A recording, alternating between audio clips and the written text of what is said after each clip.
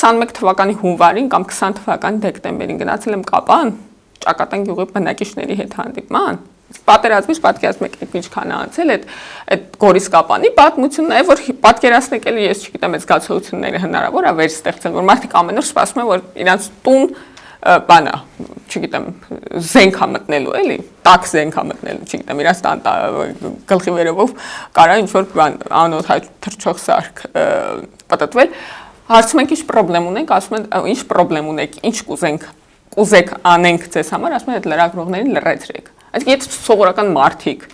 Եկան զայրացած են, որ իրենց կենսական հարցերը թողած բան են, լրագրողների մասին են արձագանք տալիս, ուրեմն կներեք, դա իմ մտահոգվելու բանը չի, ես բնականաբար քաղաքացիների հետ խնդրանքին չեմ ընդառաջելու, թող իրանք հարցեր լուծեն, ես առաջարկել եմ և բազմիցս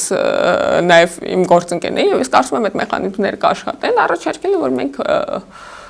էթիկայի մարմինների միջոցով այդ հարցը կարգավորենք, այսինքն թույլ տանք իրանց ինքնաստեղծ մարմինները աշխատեն և մենք դիմենք ես միշտ, երբ որ կոնկրետ ինձ վերաբերող դրվագ լինում, որտեղ հասցեատերը պետք է նաև